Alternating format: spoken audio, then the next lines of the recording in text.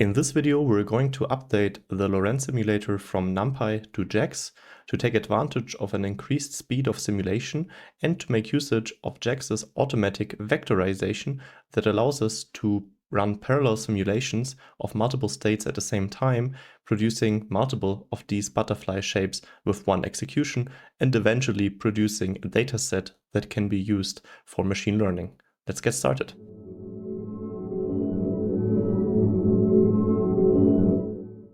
The channel sponsor Pasteur Labs is currently hiring SciML and software engineering positions. Check out pasteurlabs.ai/careers for more details. Hi and welcome to this new and interesting video where we will update an existing code in NumPy to jax to take advantage of the features of jax, and we will do this side by side. So here on the left I have a new notebook I called Lorenz Simulator jax, but internally it still has the same code as the Lorenz Simulator NumPy that is on the right hand side here.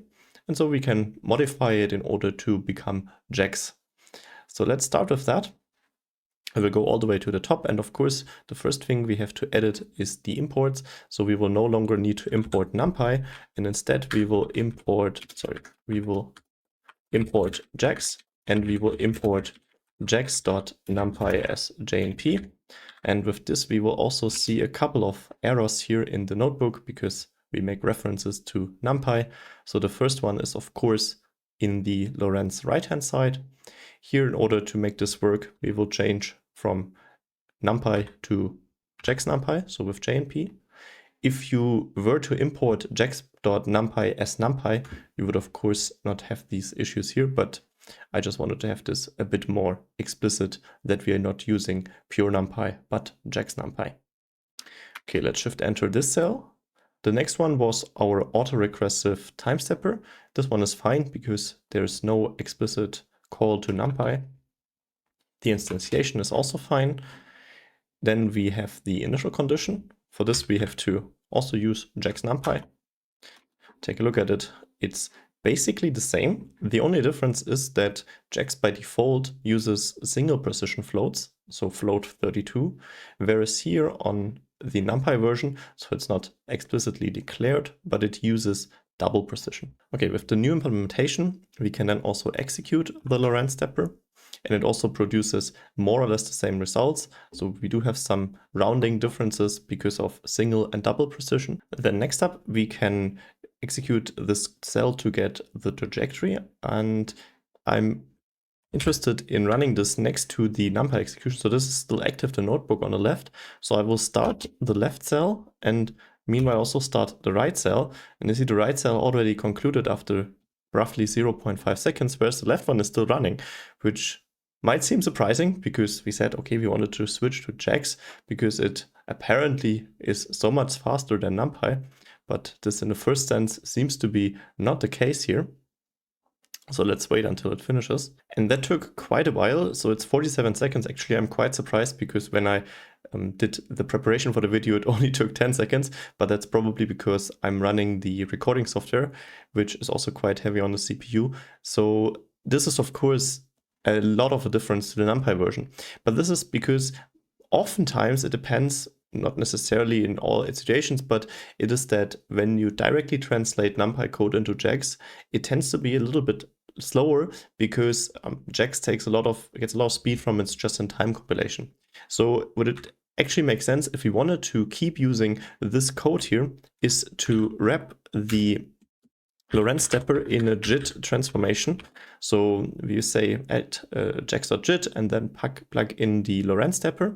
And then basically what it does is the first time it executes the function, jax will trace the call signature. So essentially when the Lorenz stepper behaves like a function, and then it traces it and tries to just-in-time compile it into a more optimal code. Let's re-execute that one and see how fast it is now. So now it's 3 seconds. So it's still slower than the 0.5 seconds, but that's also because it in parts consists of a just-in-time compilation.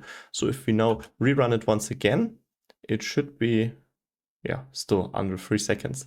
So it's still a bit slower in that sense because we have such a simple example where NumPy is a bit more superior, and on the one hand, we're also not using JAX's features to run on like accelerators like the GPUs or TPUs, but it will soon make sense once we then introduce the automatic vectorization, because then we can basically run multiple states at the same time, which we could not do with NumPy, at least not that easily. But to be fair, the approach here that we're using, that we have this iteration and going over the trajectory list and appending to it, might also not be the most optimal way to compute a trajectory. If you followed the channel for a little bit, there was a particular video where I looked at one of the primitive operations in JAX, which is called jax.scan, and this is an operation that can be handily used to produce these autoregressive rollouts.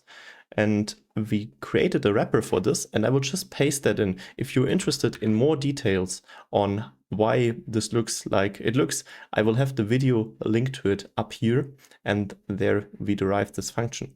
But essentially what it does is a function transformation, which given an autoregressive stepper, so in our case the Lorenz stepper we will hand over, and the number of time steps we want to unroll it for, it uses this jax.scan primitive to do that quite efficiently.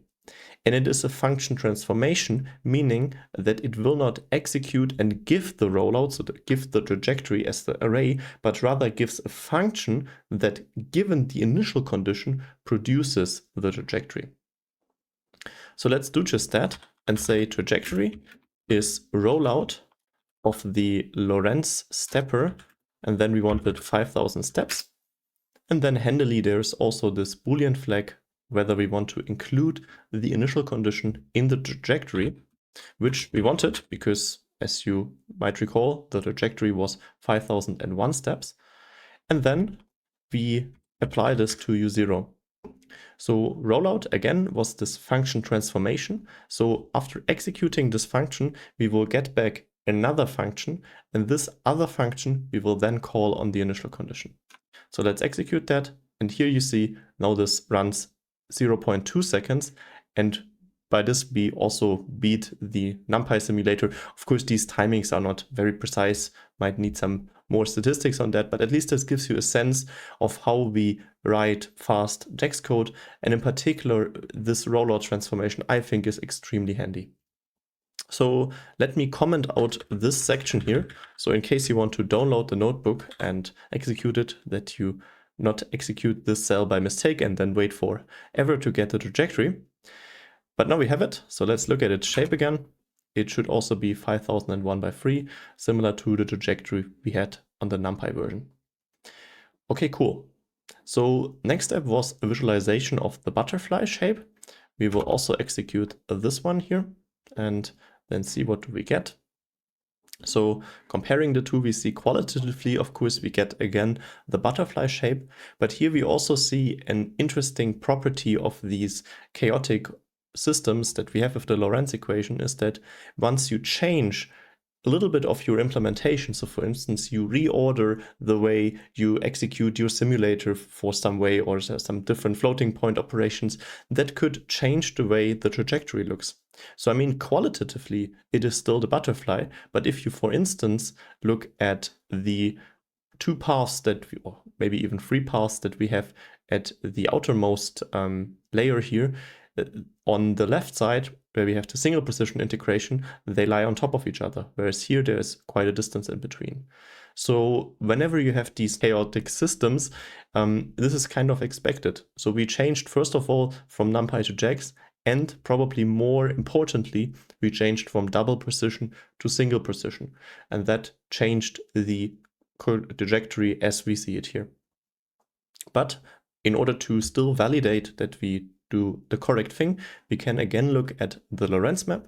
If you didn't watch the video, I have it linked up here. So essentially, this is a derived plot from the butterfly shape, which also was in the original paper by Lorenz. And this allows us to see if the integration that we're doing is somewhat correct. What it does is maps the relation or the ratio of two subsequent peaks in the Z coordinate. So if we are, for instance, on our trajectory here and we had a set peak value of, let's say, around 40, then, so this was a local maximum in Z, and then follow the trajectory, the next local maximum might be around 30. So this is this map, so that we say we are at 45, and then our next maximum is at 35. So this was probably a bit of a not that ideal example, but either way.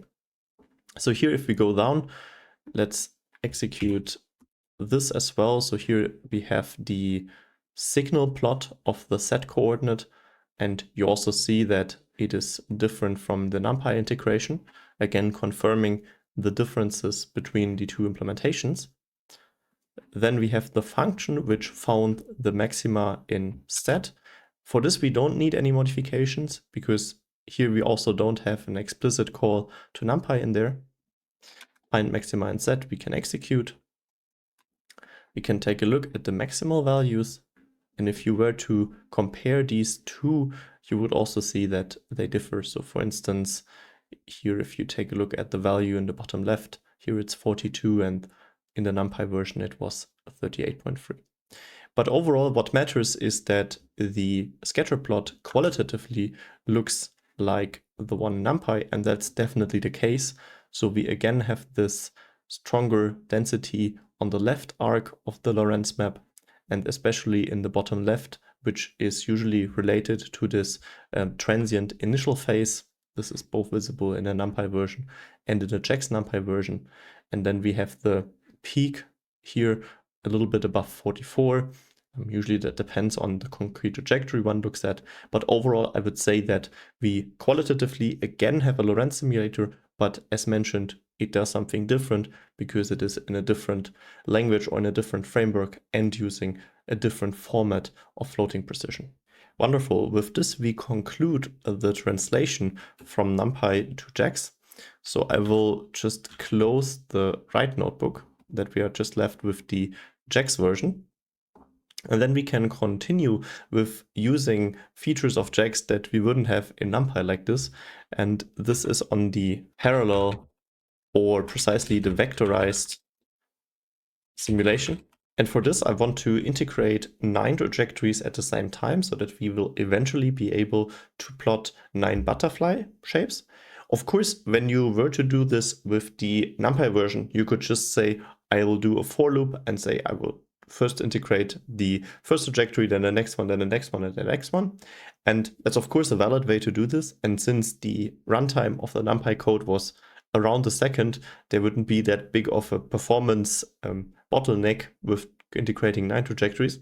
But here, using these patterns of jax becomes very helpful, especially once we then look at more complicated scenarios, where it's not necessarily about OD integration, but when it comes to PD integration. And so what we will find out now is that jax, with its automatic vectorization, is able to rewrite our simulation code such that it natively runs on multiple states at the same time, and doing so computationally efficient by using more efficient kernel operations, like more efficient linear algebra operation. So to give you an example on that, if you were to do a matrix vector multiplication, you could do this, and you want to do it for multiple vectors at the same time, you could run a loop and do, let's say, if you want to have 9 different vectors, do the matrix vector multiplication 9 different times. But you could also do a matrix multiplication with the second matrix having 9 columns representing all the vectors. And doing so tends out to be more efficient because the implementations that we have on computers, both on CPUs and GPUs or TPUs, are more efficient if for matrix multiplication than for matrix vector multiplications. And all these tricks, and this is just a small one, jax is aware of and can use once it is automatically vectorizing the simulation code. And of course you could say, okay, I can also do this with my NumPy code, but this requires a lot of manual inspection. If you were to do this with the NumPy code, so let's take a look at it, you would have to rewrite the call signature. And this would require a lot of thinking about where is my batch access and which particular operation is here. And in my personal experience, that turns out to be very laborious. And so the features of automated vectorization I really like a lot and is so extremely handy for this application. But long story short, let's implement it. For this, I first want to create a set of initial conditions, and let's call this the U0 set. And for this, before we had a U1's initial condition, but here I just want to use a random starting point, so we can use a random distribution. So jax.random.normal for a normal distribution. We need to hand over the pseudo-random number key, which I, for simplicity, will just set to 0. And then we need to set the shape of the array we want to draw from the normal distribution. And this one is 9 by 3. And drawing this, then we can look at the shape, which should be 9 by 3. And this shall represent an batched state. So 3 we need again because our state of the Lorenz simulation is 3-dimensional. And then we have 9 as the batch axis for having 9 different initial conditions. So how do we now use the vectorized simulation of JAX?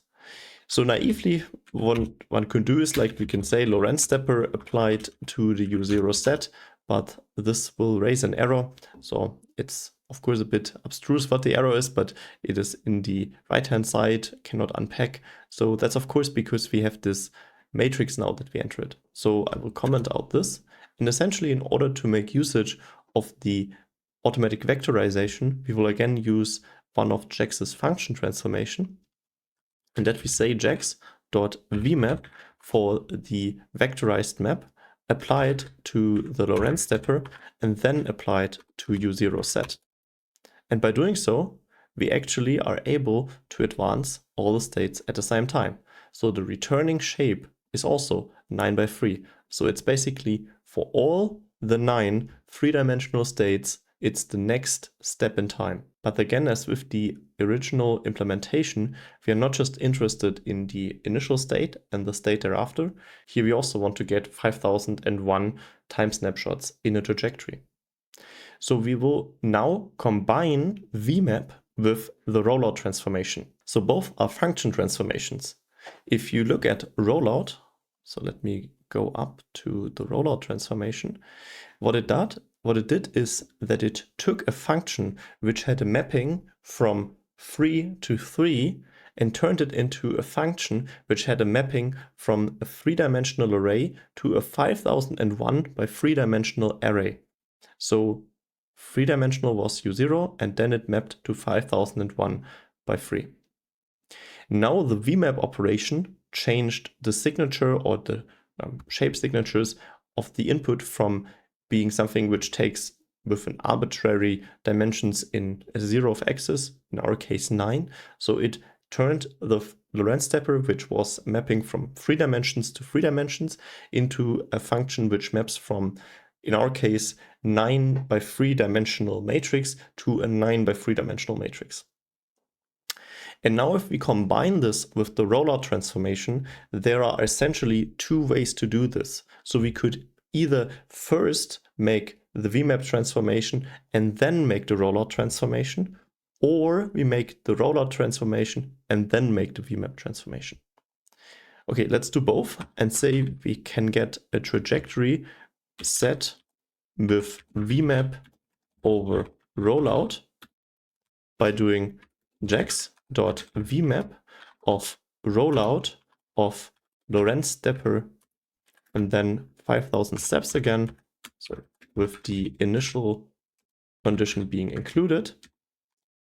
And then rollout makes the function transformation, then vmap transforms it further, and then we can apply it to the U0 set.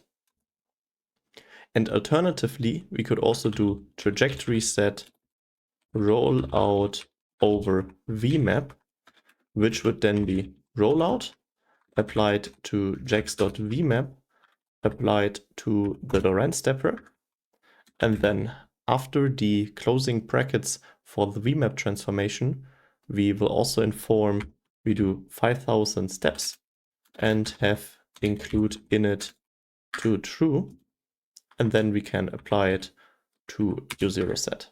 Let's execute both, and we see it's also fairly quick. And now again, the advantage comes into play. Remember that the simulation with NumPy took around 0.5 seconds, And if you now put that into a loop, roughly speaking, you would now do 9 times 0.5 seconds, which would give you 4.5 seconds. And here we essentially create the entire trajectory for all the 9 states with 2 different ways in 0.6 seconds. And this is still on the CPU. So I think now you should get the feeling that how powerful JAX can be performance-wise and also in this usage-wise with the vectorized map. Let's take a look at the shape of these 2 arrays. So the trajectory set vmap over rollout and dot shape, and the trajectory set rollout over vmap dot shape. So the first one, since it did the vmap over the rollout, got the batch dimension first. So it is 9 by 5001 by 3. So it is a free rank tensor or array now.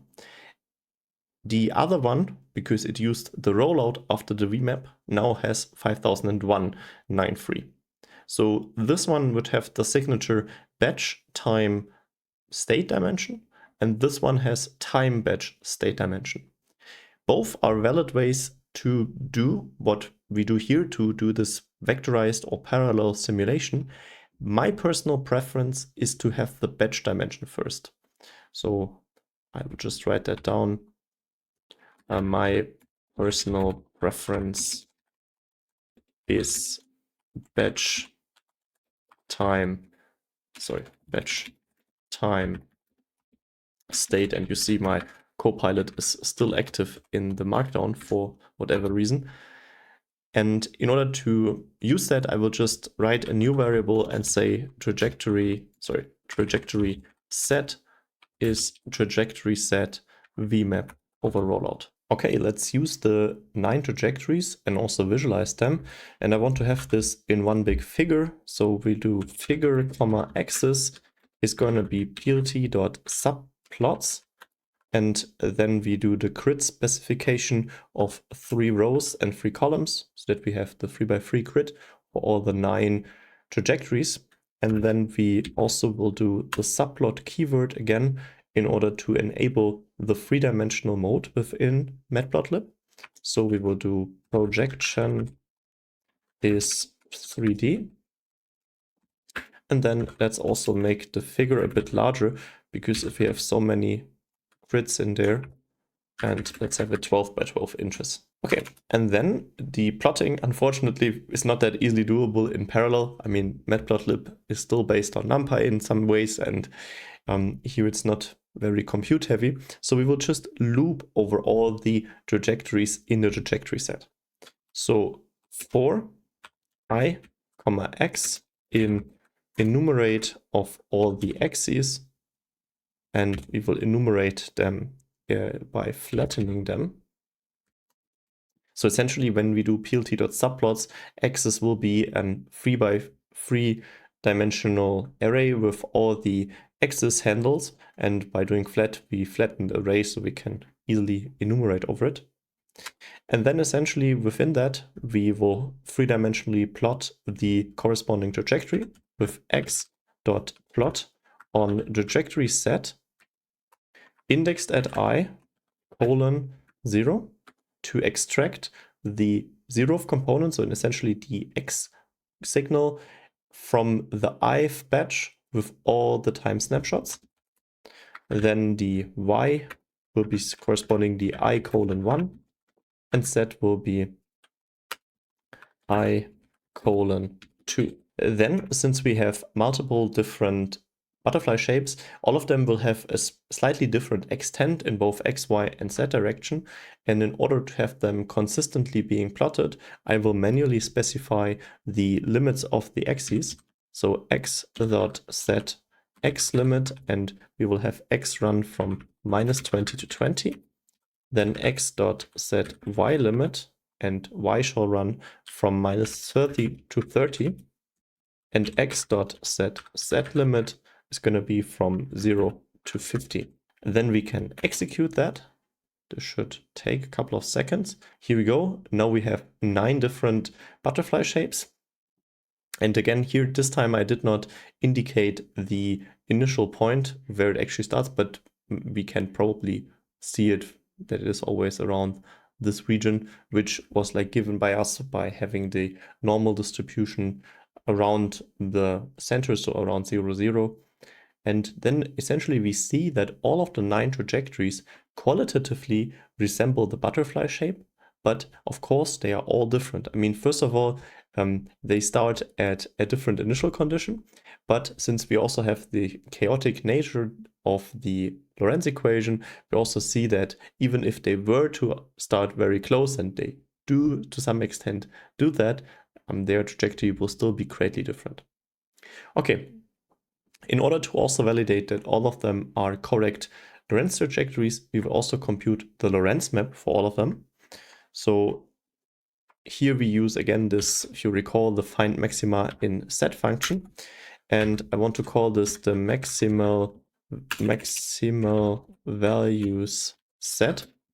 And now you might think, okay, again, with the find maxima in set, we have a function which takes a trajectory and then returns an array of all the maxima or the local maxima of set. So we could also use vmap on it. But this would not work because the problem with find maxima in set is that its return shape is not consistent. So once we vmap, we of course apply it to our set of trajectories, where each trajectory has 5001 entries, and all of the 5001 entries are 3-dimensional states. But for each trajectory, there could be a different number of maxima. And there actually also are. So for instance, maybe in the first trajectory, it's like this one here, roughly around maybe 50 maxima, but in this trajectory thereafter, it's 70, and the one thereafter, it's 40. And since the shapes of the arrays are not consistent, JAX cannot easily trace the function, or will not trace the function, and cannot automatically vectorize it, because it could not return an array with an additional batch axis, because the subsequent axes of the array differ between the entries. Okay, long story short, how do we circumvent this? And this is just by also resorting to a loop. And this also should, I think, give a nice pattern of how I use JAX, is that I use all the primitives of JAX, all the ways to avoid loops when it is possible, especially if the shapes are known a priori.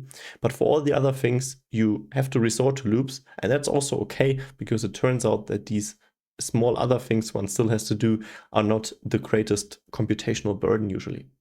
But long story short, let's use a loop, and in the form of a list comprehension with find maxima and set, apply to trajectory with for trajectory in trajectory set. And I think this is also a nice argument why I prefer the batch time state layout that we chose here. So essentially the 5001 by 3, because if we do a list comprehension over an array, it will automatically loop over the leftmost axis, which turns out to be the batch axis, and this is the most natural thing to do here. Let's run that. It's fairly quick. Let's also do an figure grid for the Lorenz map. So figure and axis is plt.subplots of 3 by 3. And also have the figure size be 12 by 12. This time we of course don't need to change the projection.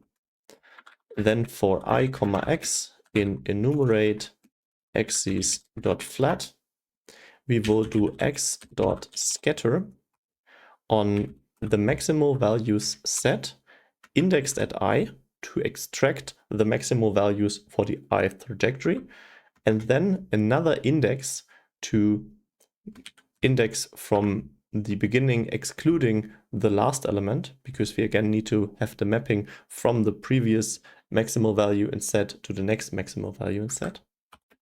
And then the corresponding y scatter coordinates will be indexed at I and then indexed from 1 to the end. Then in order to also have consistent limits, I will say x.set x limits, set x limits, and they shall run from 25 to 50, and axis set y limits from 25 to 50.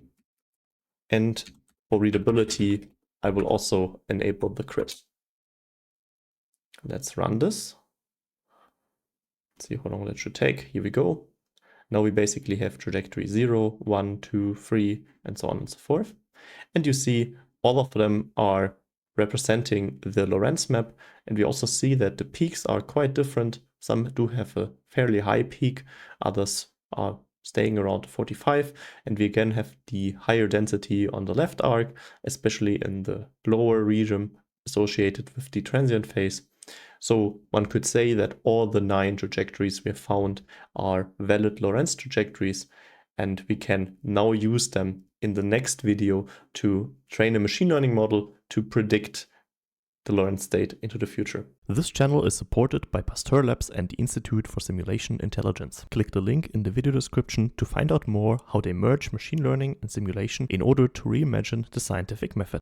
Also, a big thanks to all my Patreons. If you also want to support my vision of free education on advanced mathematical topics, you find the link to the Patreon page down in the video description. I hope you enjoyed this video. If you did, then please leave a like and consider subscribing to the channel. I hope you're also excited for the next video, where we'll then implement the machine learning model, which will be a simple multi-layer perceptron to essentially replace the Runge-Kutta simulator, or we will try to figure out how well it can replace the Runge-Kutta simulator, how well it is in recreating the Lorenz map. I hope you're interested in that. You will now find similar videos, and I hope to see you in one of the next videos.